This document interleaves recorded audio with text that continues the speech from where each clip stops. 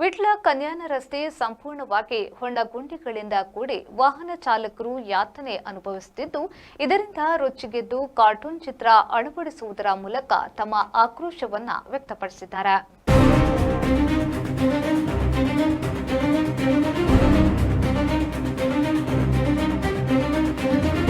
ವಿಟ್ಲದಿಂದ ಈ ರಸ್ತೆ ಬೈರಿಕಟ್ಟೆ ಕನ್ಯಾನ ಕೇರಳದ ಉಪ್ಪಳ ಮಂಜೇಶ್ವರ ಸಂಪರ್ಕಿಸುವ ಪ್ರಮುಖ ಹೆದ್ದಾರಿಯಾಗಿದೆ.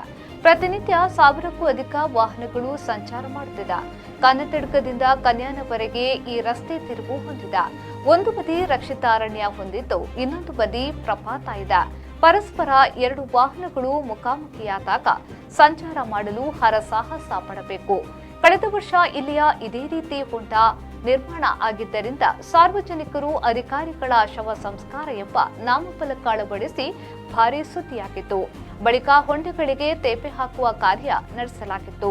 ಇದೀಗ ಮಳೆಗಾಲದಲ್ಲಿ ಈ ರಸ್ತೆ ಸಂಪೂರ್ಣವಾಗಿ ಹೊಂಡಗಳಿಂದ ಕೂಡಿದೆ. ತಕ್ಷಣವೇ ಈ ರಸ್ತೆಯನ್ನ ಅಭಿವೃದ್ಧಿಪಡಿಸಬೇಕು ಎಂಬ ಕೂಗು ಕೇಳಿಬಂದಿದೆ.